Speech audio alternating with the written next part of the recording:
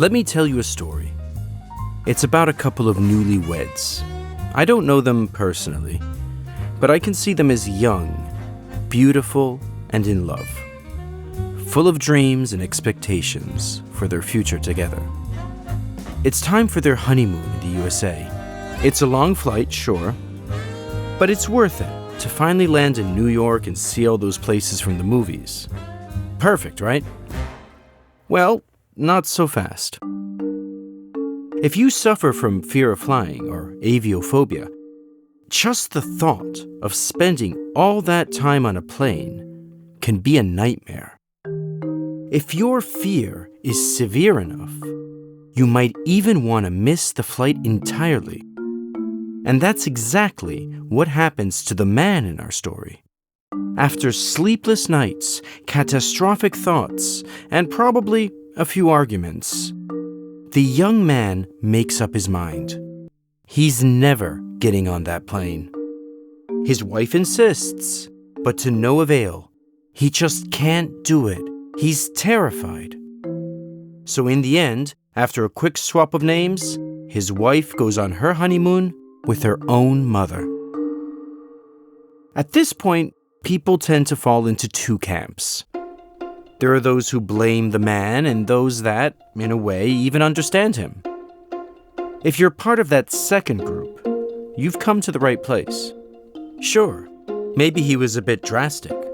You would have at least forced yourself to take the plane. Perhaps uneasily, sure. It depends on just how nervous or afraid of flying you are. In any case, that's why we're here. So let's talk about it. Breathe. This is Relax and Fly, the podcast that teaches you to enjoy your flight. Let's start from the top. Let's start from the moment you buy your ticket and that fateful day slowly approaches. It's a week away, 5 days, 3 days. You start to feel uncomfortable at the thought of getting onto the plane. Perhaps even more than uncomfortable. A true aviophobe can't even imagine getting on the airplane. Their mind is full of dire predictions and their imagination runs wild. In the end, they can't even enjoy the thought of taking a nice trip, of going on a holiday or going on an important business trip. Have you ever paused to consider the nature of fear? It's a primary emotion that has evolved along with us. And it's not a bad thing, actually. It can even save your life. For example, when our brain perceives danger, a distress signal goes off. It tells us to keep things under control, just like a burglar alarm. The problem is when the siren starts ringing all the time and without reason. We can hear it, but there's no actual danger. Fear is not a negative emotion. We just need to learn to manage it. And for many people, things aren't that easy. Same goes for anxiety. That can be useful too. When we face uncertainty, like an exam, it can even help us focus on our goal, like pulling a bowstring before releasing an arrow. But if we never release the bowstring, that just creates tension, which can break us down. Even worse, we'll be living under constant strain, even when there's no need. Anxiety can become chronic. Fear can turn into a phobia. When you get to this level, it's not uncommon to start putting up barriers and to start removing yourself from the source of your anxiety. Am I afraid of flying? Then I just won't fly. Problem solved. But fear of flying is really one of those situations where the alarm goes off and there's no reason for it. It's much better to learn how to manage the situation than to avoid it. So let's try. First of all, keep in mind that flying is the safest way of travel. It's even safer than walking.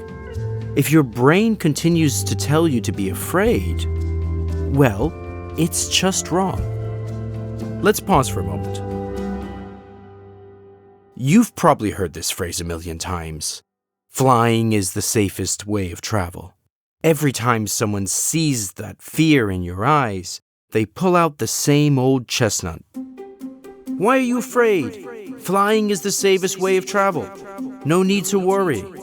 Sure, it seems easy enough, but perhaps you've heard this phrase so many times that it starts to ring hollow. It's not as convincing anymore. So hold up. Let's ask an actual pilot, Commander Andrea Nobile, if it's true or not.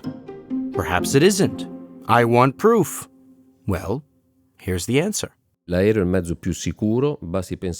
Flying is the safest way to travel. After all onboard systems have backups. There's a duplicate or an alternative for each critical component. So even if one of them fails, the flight remains safe. On top of this, planes regularly undergo maintenance on a steady basis. There are inspections every day, every week, and even every certain amount of hours flown. Then there's the personnel, both cabin and crew, who have to keep their standards to utmost perfection. According to the information we currently possess, it seems that the rate of accidents is around 0.07 per every million flights. And this confirms that flying is the safest way to travel.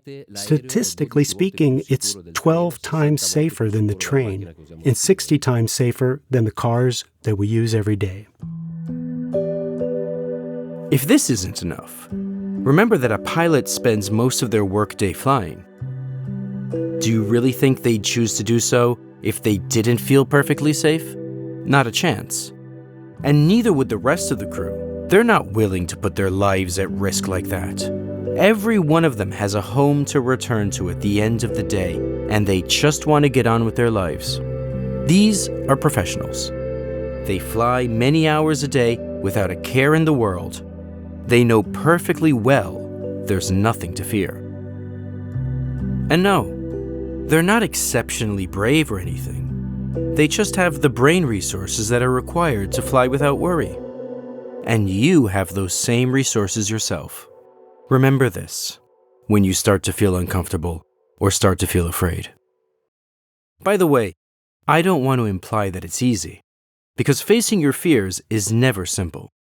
However, there are a few tricks that you can try some days before takeoff, and that will get you ready for the flight. First of all, try to motivate yourself. To put it very simply, just tell yourself that you can catch that plane and relax during the flight. Try to talk to yourself as if you were reasoning with someone else. Imagine that you're speaking with a child that needs your help. Give them the same information and evidence given to us by Commander Nobile, who, by the way, in the next few episodes, will tell us even more about how a plane works. And then, especially if the flight is short, think of it as an emotional challenge of 1 or 2 hours in which you need to stay focused and mindful of yourself. If you think about it, you've definitely seen challenges just like this one in your life. In this case, at least, you can just relax and put yourself in the hands of the pilot and the staff. A useful technique is to visualize yourself on arrival as you get off the plane and realize that it was easier than anticipated. Yeah, you might even think that. Because in the end, flying really just means getting on a vehicle, fastening your seatbelt, and then just waiting for your destination as you read a book, listen to music, do crosswords, or even just take a nap. There's a state-of-the-art control system that's working in your place. All you have to do is relax. Give yourself up to the personnel that flies practically every day, and think about how good you'll feel when the plane lands, where you'll finally be able to enjoy your holiday or that job opportunity that you've been waiting for. If it seems impossible for you to face this challenge peacefully, well, you're wrong. Remember the groom who refused to fly for his own honeymoon? The story doesn't end there, because it took him some time, but he finally got his second chance. 10 years later, After staying married for 10 years, in case you were wondering, he decided to sign up for I Want to Fly, an ETA course that helps people overcome their fear of flying. A fear that can be very different from person to person. For some, it's just a small annoyance, a bit of anxiety, or even an actual phobia. Anyway, as I said, the husband took part in the meetings. He did everything he was supposed to do. And then finally, it was time for him to face the terrifying flight. Oh yes, because the course includes a flight with your instructor and the other participants. The man decided to get on the plane with his wife. Perhaps she wanted to see this with her own eyes. And he faced the challenge brilliantly. After successfully working on himself, he was finally able to take off for New York with his wife. They were finally able to enjoy their honeymoon, if only 10 years later. How great it must feel to finally make that trip. How satisfying it must feel to see a new place with your loved one. And all this by running a 0.07 in a million chance? Not bad, right? Keep on listening, because in the following episodes, we'll give you some advice on how to prepare for your flight, about the experience itself, and about landing, that moment when it hits you. You finally made it.